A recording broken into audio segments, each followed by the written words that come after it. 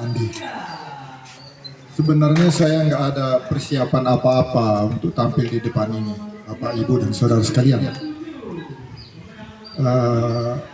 Tapi karena diminta oleh Pak Andi adalah sahabat saya. Dimanapun kita berada, sering kita ngumpul-ngumpul di sini bersama berbicara masalah segala hal. Berbicara masalah toleransi, bagi saya itu sebenarnya sudah artinya bukan hal yang baru. Artinya kita begitu hadir ke dunia ini sebenarnya tanpa melihat latar belakang kita apapun juga, sebenarnya kita harus bertoleransi. Itu saja intinya sebenarnya bagi saya. Jadi Bapak-bapak, Ibu, dan saudara sekalian, saya sedikit, bukan artinya saya mau menolak atau tidak, tapi dalam menerapkan toleransi ini kita harus terbuka dengan tanda-tanda zaman juga. Apa yang dimaksud dengan tanda-tanda zaman yang saya maksud adalah kita tidak mungkin berbicara sesuai dengan kehendak kita saja, kemauan kita saja. Bukan berarti kita ikut arus dunia, tidak. Itu juga saya tidak setuju. Tapi kita harus berbicara dalam level istilahnya apa yang diminati oleh manusia-manusia yang ada di bumi ini. Kita tidak bisa umpamanya kita berbicara istilahnya, wah ini tidak sesuai lagi dengan bagaimana kehendak dunia anak muda contohnya. Bagaimana sekarang kondisi anak muda dikatakan kita nggak usah berbicara dunia, kita berbicara di lingkungan kita saja. Hampir sudah ada gap antara anak muda dengan orang tua. Sehingga kalau kita dalam berbicara prospek agama, sudah ada jurang pemisah, Bapak-bapak, Ibu, saudara sekalian. Toleransi itu saya rasa untuk memecahkan jurang pemisah juga. Jadi kita tidak berbicara hanya di level-level kita sendiri. Jadi bagaimana saya maksudkan tadi, saya setuju sekali dengan Pak Pastor tadi. Sangat setuju saya. Tapi jangan kita istilahnya, maksud saya tadi, kita harus ikuti juga bagaimana sekarang yang berkuasa di level-level modern ini. Maksud saya, kita sudah tidak bisa tutup mata lagi dengan apa yang dimaksud dengan visual is power katanya itu. Jadi apa yang kita lihat itu, apa yang kita amati dengan mata itu sudah berkuasa di bumi ini. Jadi toleransi yang saya maksudkan di sini harus ikut kita bertoleransi adalah arti ingin tahu apa sebenarnya yang menjadi penguasa di alam semesta ini.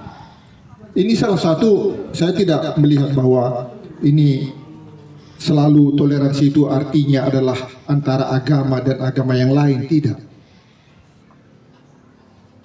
Saya pernah juga bagi pemikiran sedikit dengan Pak Andi. Toleransi itu sebenarnya asal katanya apa, Pak? Terus akhirnya kita putuskan tolerir bisa menerima siapa saja, khususnya yang level-level yang berbeda agama. Tapi lebih daripada itu sebenarnya kalau saya lihat toleransi itu adalah antara keluarga pun harus kita toleransi. Tidak bisa lagi kita melihat anak-anak kita itu adalah sesuatu yang, waduh ini kita tinggalkan, sudah level itu sudah gawat kita ini sekarang. Kita tidak bisa ikuti lagi dengan anak muda, pergaulan anak muda sekarang ini. Karena apa? Karena dunianya sudah lain. Ini sebenarnya kalau menurut saya kita sudah tidak toleransi lagi. Maaf Bapak-bapak sekalian. Jadi saya sendiri sudah kembangkan sekarang itu. Ada suatu, saya bergerak di TikTok juga, yang mana saya kembangkan adalah namanya Great Host Management, yang itu yaitu pada level yang saya tangkap adalah sebenarnya dari isi karena saya orang Katolik Kristen, saya ambil idenya dari sana sebenarnya.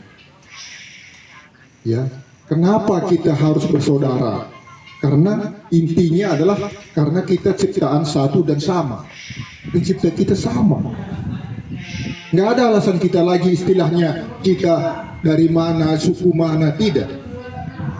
Kenapa kita harus bersaudara? Karena kita diciptakan oleh satu orang, satu pencipta, satu dan ada.